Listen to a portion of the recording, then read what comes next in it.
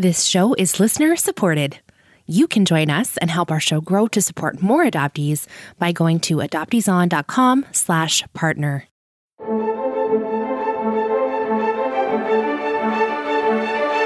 You are listening to Adoptees On, the podcast where adoptees discuss the adoption experience. I'm your host, Haley Radke, and this is a special episode in our healing series where I interview therapists who are also adoptees themselves so they know from personal experience what it feels like to be an adoptee. This is part 2 of our discussion about mother loss. Let's listen in.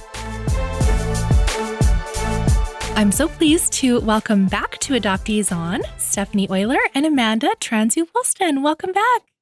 Thank you for having us. Yeah.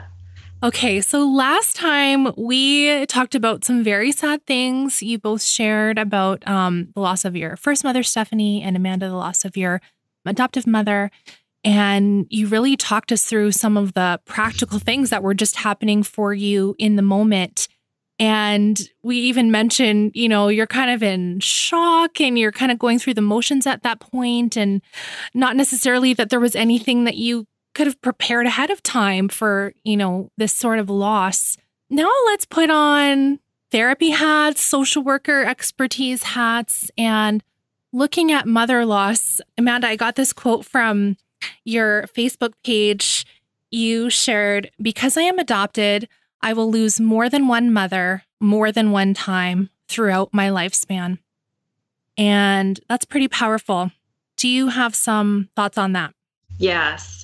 I don't think when we talk about kind of the adoption triad or triad, which I don't use personally, but it's very popular. They think of the adoptee, the first mother, and the adoptive mother, and it's like this triangle with equal sides, which we know is not a thing, first of all, because there's power imbalances and representation imbalances in adoption, and also because there's so many other factors and players involved. I love the idea of the constellation so much more, but that idea of the triad, I think, causes people to, like, if they're going to agree with me that adoption involves a lot of loss, which is, it's still hard for people to comprehend. They're thinking of, oh, well, okay, you lost your first mother and then your adoptive mother died, the end.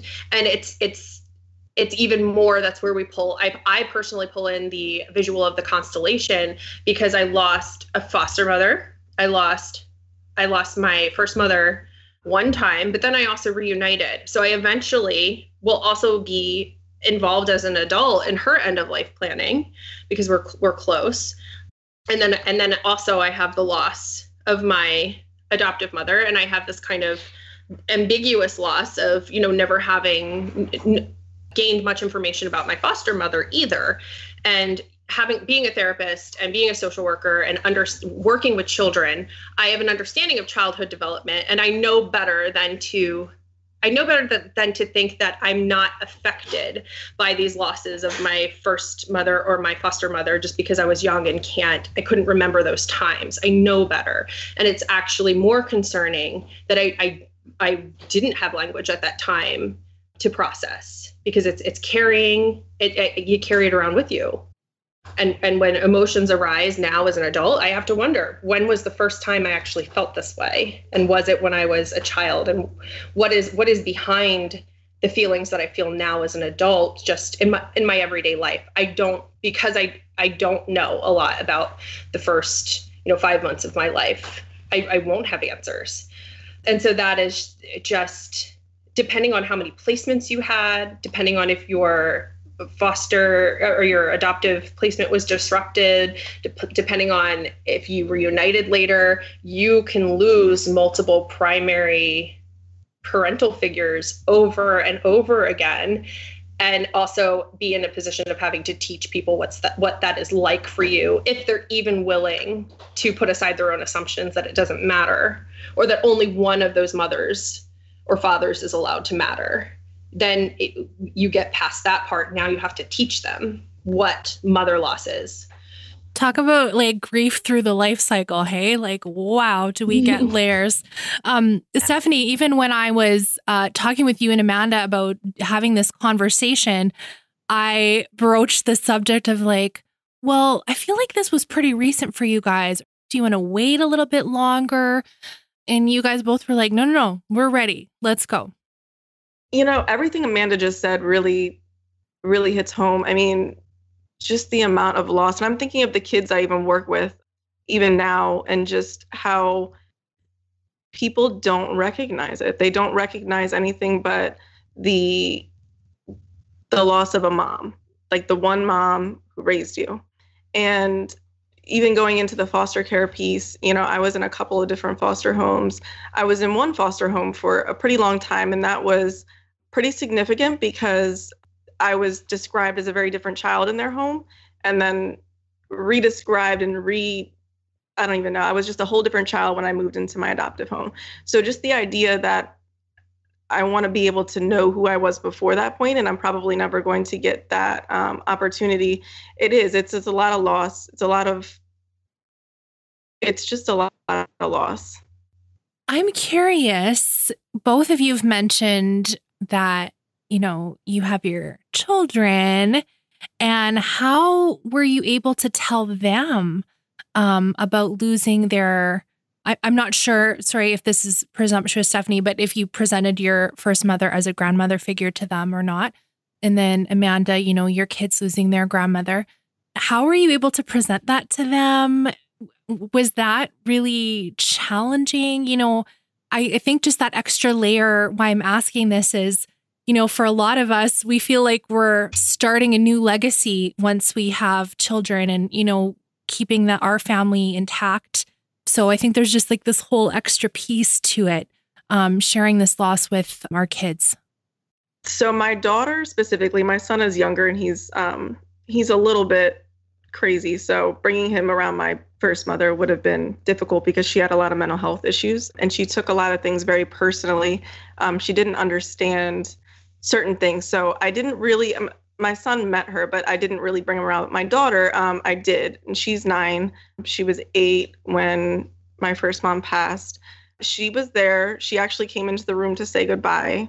And it was very difficult to kind of explain because she understands adoption to an extent, but she didn't understand death. So I think the idea of that being a first real loss for her, and then also just getting to know my first mom, she was a grandmother figure, but not in the same sense as my adoptive mom. So I think it's still complicated even now.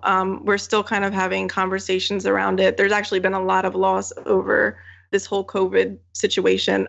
Our dog passed away a couple months ago. So there's been a lot of conversations around it and a lot of confusion. So that's just an ongoing conversation, just developmentally with both of them. Yeah. So I've asked myself this question, and it's hard. It's been hard for me because I want to give people advice and advice that I personally connect to. And it's hard for me to say how much of the explaining for my children was on me, because it was really my husband that told them, because I was in Florida. So when he picked them up from Florida, or he picked them up from school that day, I was already in Florida, and he had to tell them why I left and where I was.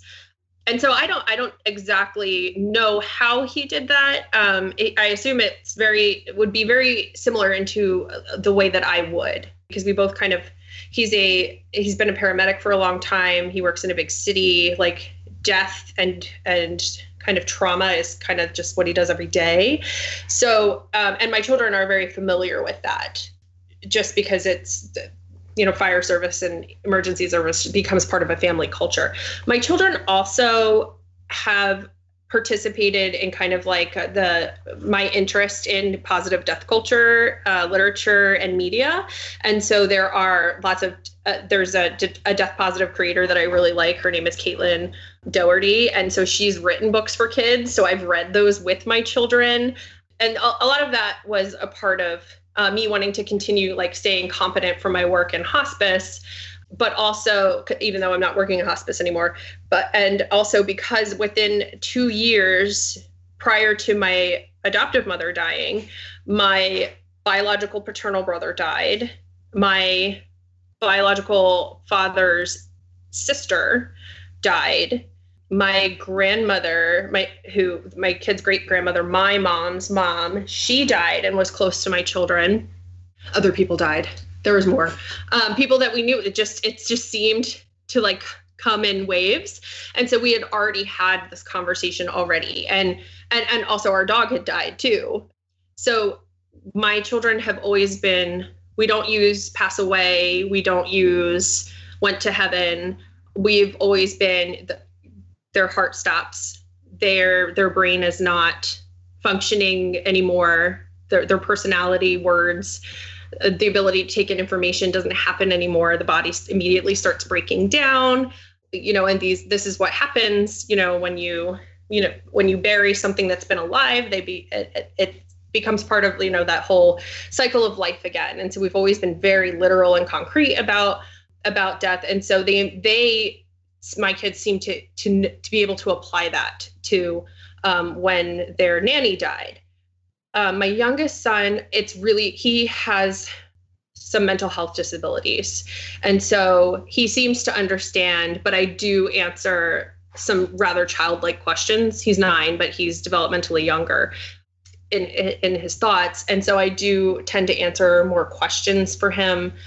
And so sometimes I'm unsure how much he understands, or is it a matter of how he's expressing himself? Does he not know how to tell me that he understands, or does he generally still not kind of get what's happening? His first reaction was, what is wrong with Florida? Because his great grandmother had just died in Florida about a year prior. So he's like, Florida is where people go to die. And he did not really want me down there with my dad, because Sure. I stayed in the hospital room with my dad. I slept on a chair in a cot for 8 days when he was in the ICU. So, that was the whole thing, them trying to get me out of his room. I was like, no. I'm not worried about any of you people here liking me. I'm not leaving my dad's side. That's just not, nope. We are loyal to it. Adoptees, we can be loyal to a T. Mm-hmm. So anyway, they didn't want me in Florida because Florida is a bad place. So that was my youngest son's first reaction. So processing it is kind of like this. It's also been very weird because of the pandemic.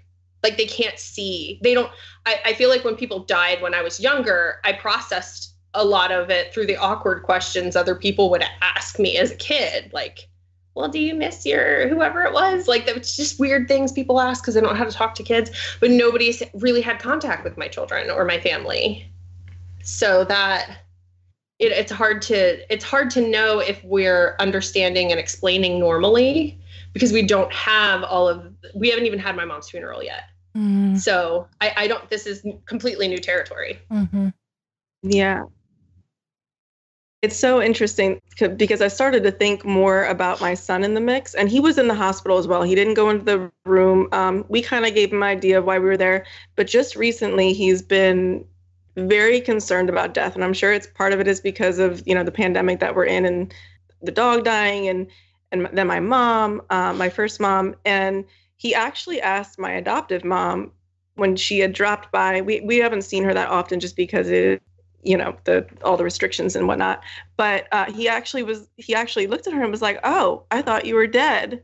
And I thought about it, and I was like, just now, it just dawned on me the connection between the grandmother piece as well, because my first mom was considered a grandmother, and then she disappeared, and then now we're in a pandemic, and then my mom disappeared, my adoptive mom. So yeah, I think it's just, and now that's a lot more coming up with him, just around death and where do people go, and I want to visit them. He's 5, so he's younger. Well, how do we get there?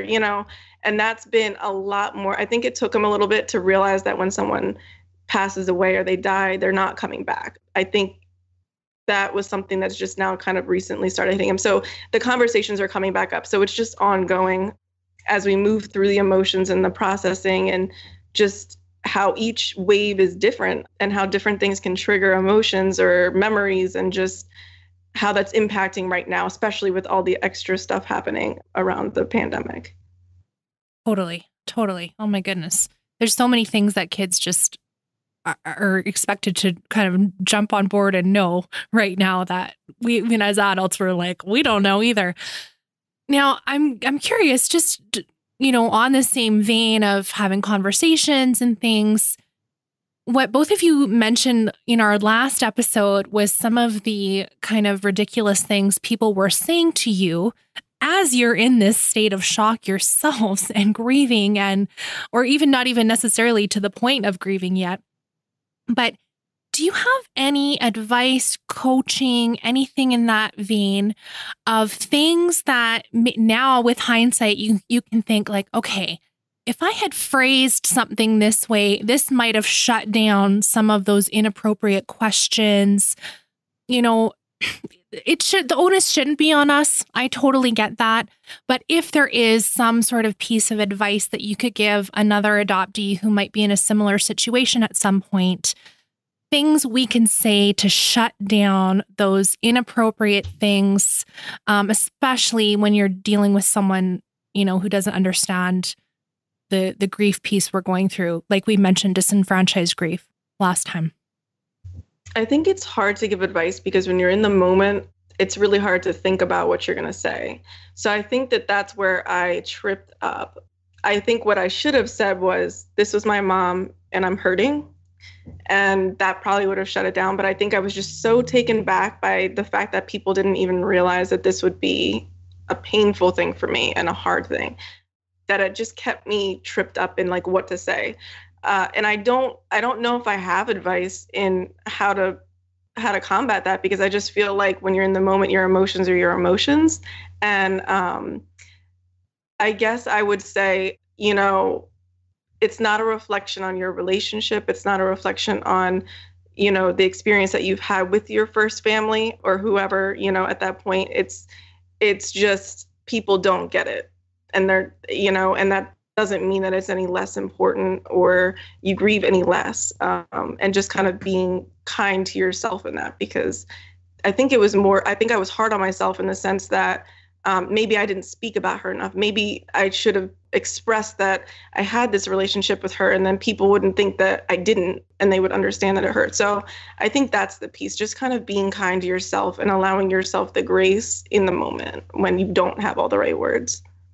Yes, I think that Stephanie's strategy of preparing yourself to safeguard yourself from the reactions that people are going to have is the best, most self-loving way to kind of get yourself through that process. One thing that I keep in mind for anybody that's going through any type of death and loss is that people tend to respond to the grieving in ways that meet their own needs first. And I don't think that people realize that they're doing that. And so to give an example, my aunt came to the hospital when I was with my dad, and she kept taking me aside for coffee, and I didn't want to leave my dad's room. So like, and it's that her wanting to take me aside she needed to feel like she was doing something for me, even though that's not necessarily what I needed or wanted. Her desire to take me aside for coffee, she got so frustrated with me because I wouldn't cry in front of her. And she actually gave me feedback that made her feel like she wasn't being helpful, or that we're not very close, because I wasn't crying in front of her. And so it was the people tend to feel like, this is what I have to give you, and I need you as the grieving person to make me feel as though what I have and what I want to give is helpful to you. And so people tend to approach when we mix adoption into that, it becomes even more painful, because a lot of people have their own assumptions about adoption. Even therapists who aren't adoption competent will approach adoption as though it's something easy. And if you just had that one right thing that a therapist could tell you, then if you didn't realize how the adoptee must not realize how simple this is, because it's simple in the mind of the person or of the therapist. So I'll just say a few phrases at you and then you'll get it. Like, oh, well, you don't need to be sad because she loved you so much, she gave you away. And it's like, oh, that never occurred to me. Thank you so much. But people have those grief snippets that they want to throw at you with adoption too. Like, I can make you feel better, and I can make myself feel good for being the person that made you feel better in your grief by reminding you that you still have your other mother. Like, you still have your adoptive mother, and she's the one that raised you anyway. Or you still, whatever it is, like, people have, if you just realize this adoption thing was so simple by these one-liners that I have to throw at you. I didn't hear as many as Stephanie did. But one thing that I did hear was the story with my aunt, and then doctors and nurses making comments in the hospital about if I was related, because I don't really look like either of my parents. And kind of like, I told one of the nurses that my mom had died, and I wasn't crying, again, because I don't feel comfortable crying in front of people I don't know. And she just looked at me and was like, oh, well, you must be the stepdaughter then? Like, because I wasn't acting the right way and I didn't look the right way. And so she felt the need to kind of parse out why I wasn't and that was her selfish curiosity. That wasn't about me. And so we need to safeguard ourselves. All that is to say, we need to safeguard ourselves for how people will seek to meet their own needs in grief through us needing them, or us telling them they did a good job, or whatever. And that they will mix adoption themes into that.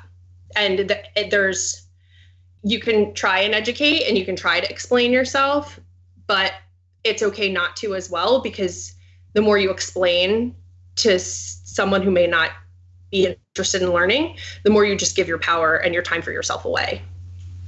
Well, that's some amazing insights from both of you. Thank you.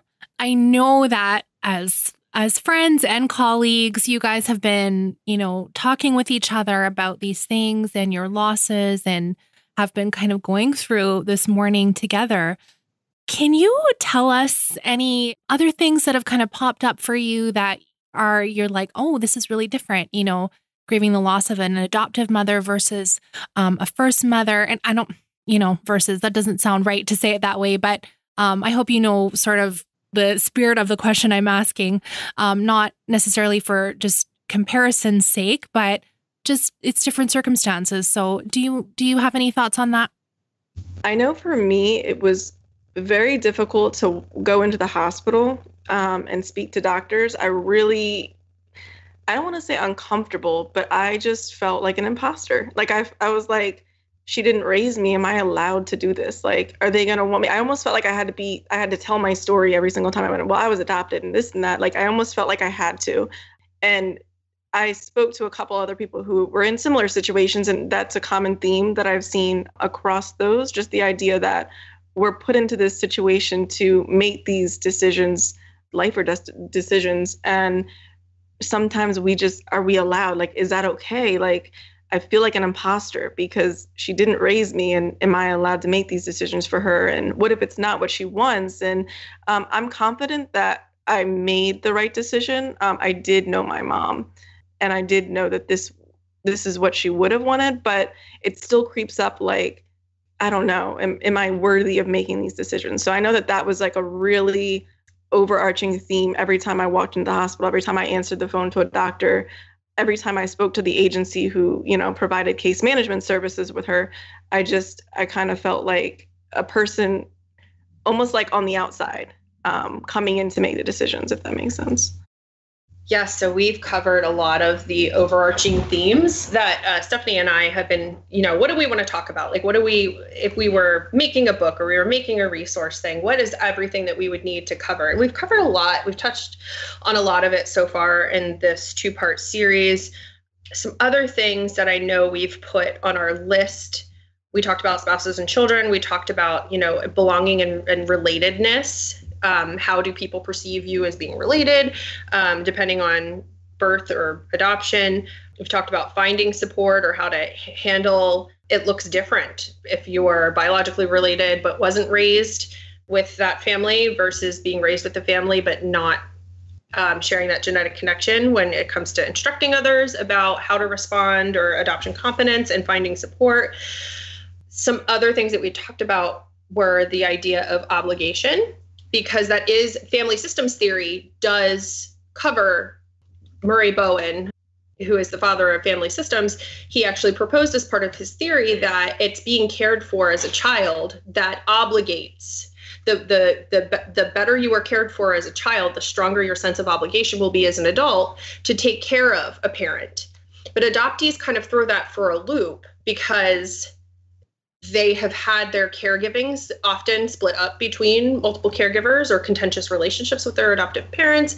And then they have biological parents that may not have raised them, but they will step in and make those end of life decisions. And that obligation is I don't want to call it obligation, but that's what the theory kind of, it's there, even though the early childhood caregiving wasn't there. And so we kind of challenged that theory and what is that? What makes adoptees step in regardless of childhood connections? Inheritance and heirlooms, like when you have when your legal ties are severed from your biological family, you are not legally entitled to anything. I mean, there may be some exceptions in a few states.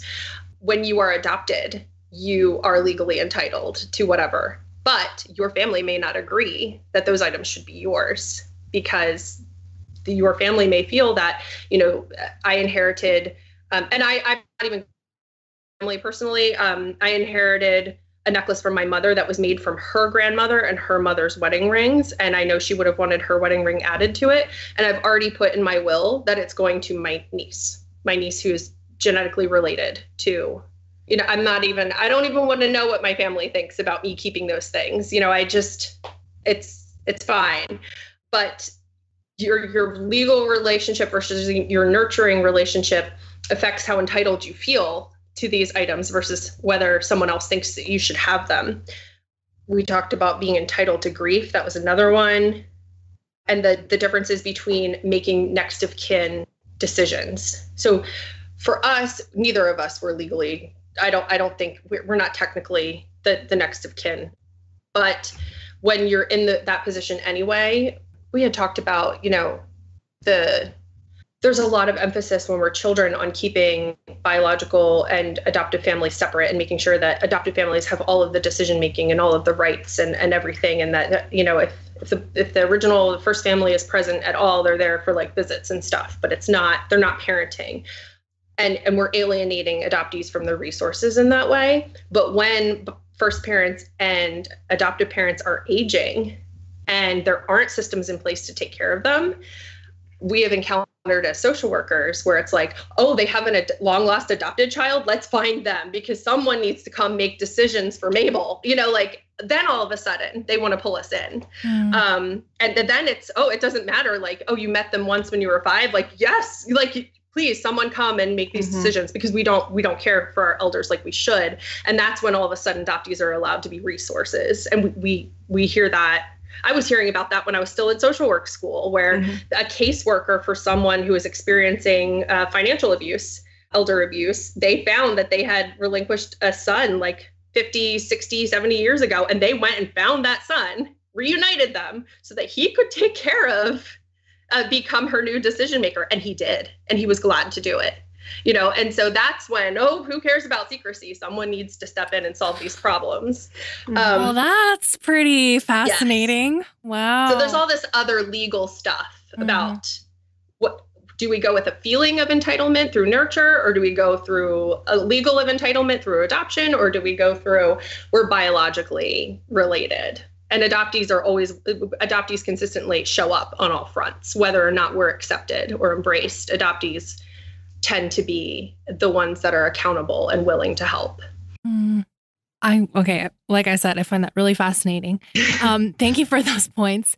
And, we're sort of wrapping up. The one thing that just keeps popping up into my head, you're both speaking from the point of view of you were connected to and had a relationship with the mothers we've been talking about.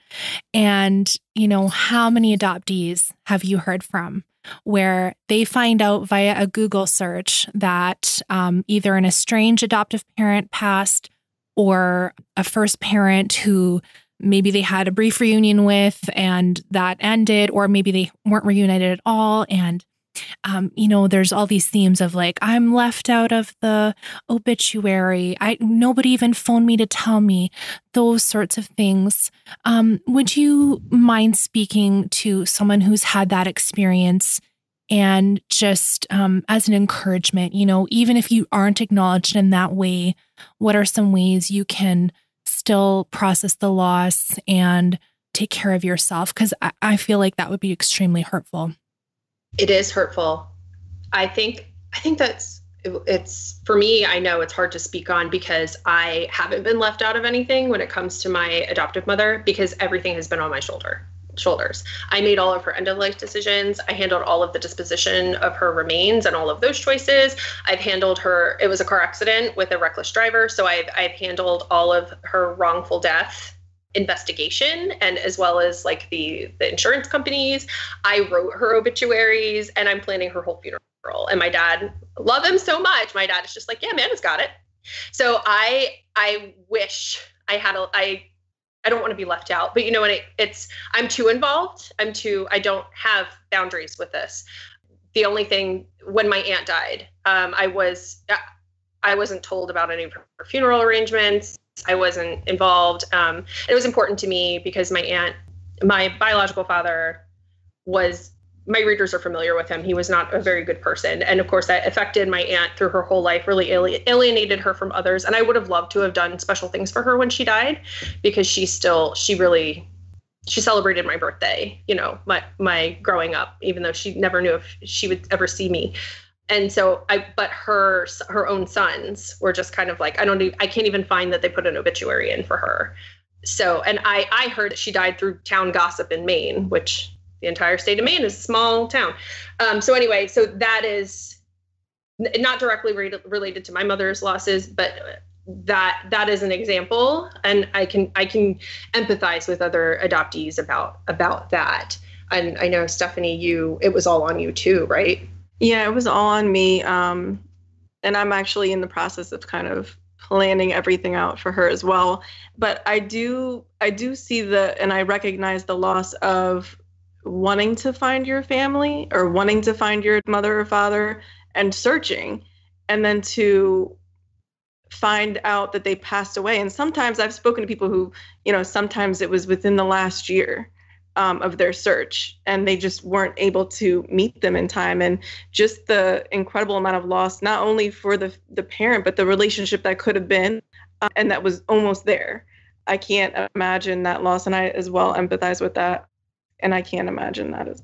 I'm grateful that I was able to have a relationship with my first mother and to experience and make memories with her. So there's just so much loss. I think in adoption, there's so many ways it can go, so many twists and turns.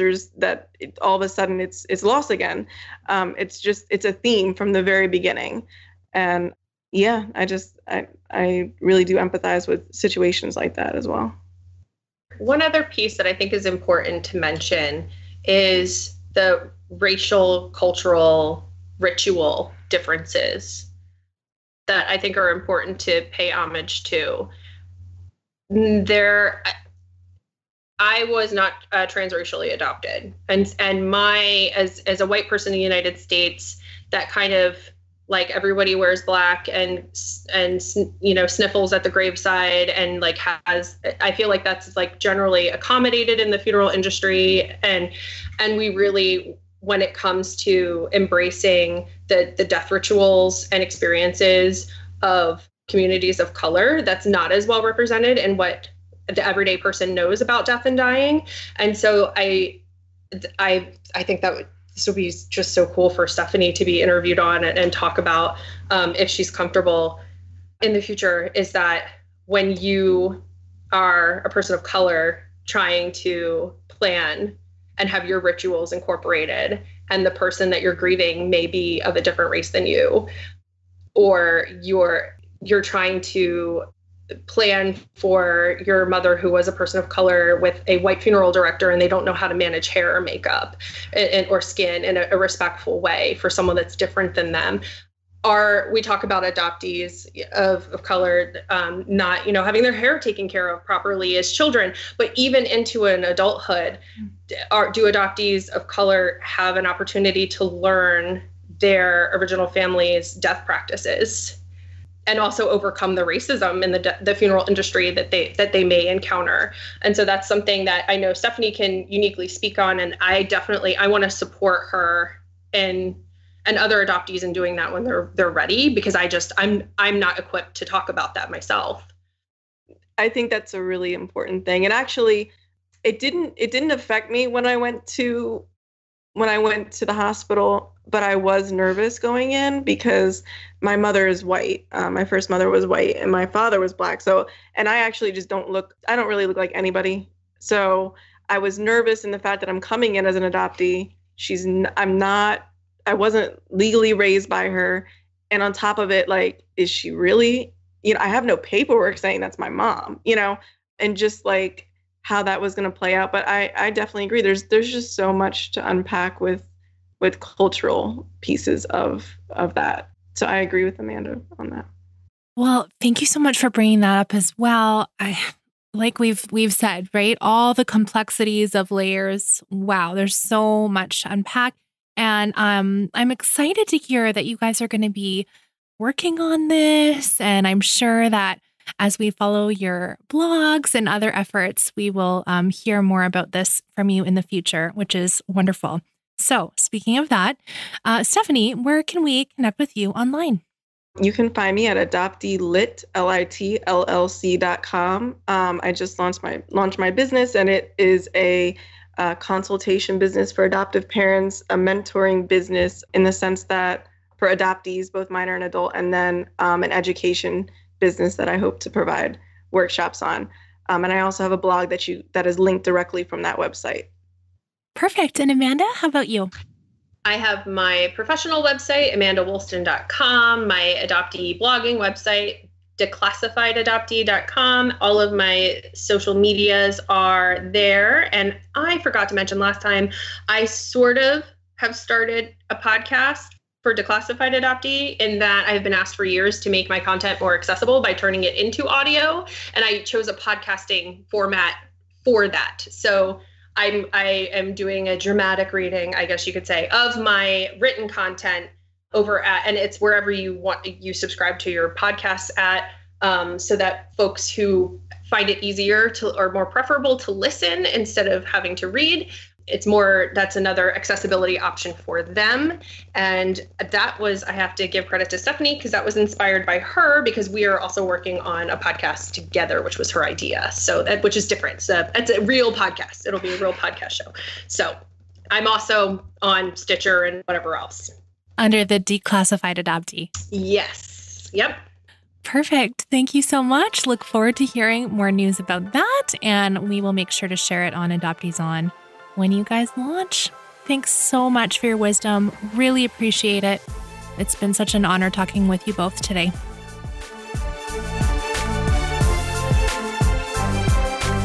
Make sure you are following Stephanie and Amanda to see what they have coming up.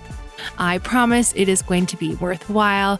And I'm just, I love seeing more adoptee voices out there, more adoptees sharing in different ways that really help our community heal and actually look at the impact adoption has had on us and how we can, move forward. I really appreciate that so much. So thank you so much, Stephanie and Amanda, for sharing with us. I'm grateful for your work and look forward to cheering you on in all the new things that you have coming up. Okay, friends, I'm so grateful for you for listening.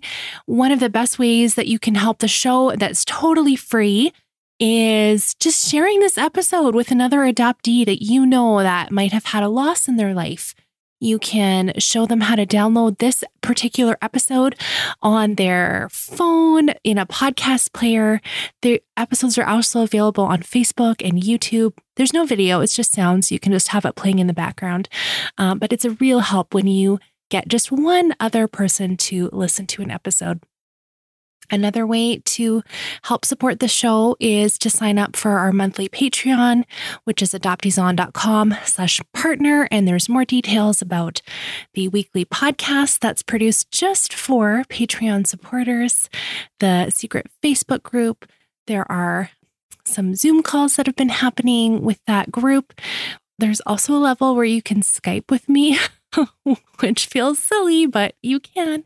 So there's a whole bunch of different ways you can help support the show for free or with a monthly gift if that's something that's in your budget.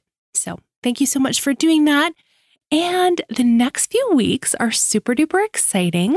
Some of our upcoming episodes are with authors who have brand new books out. So we're going to do some book chat, which is so fun. And they're really, really good books, you guys.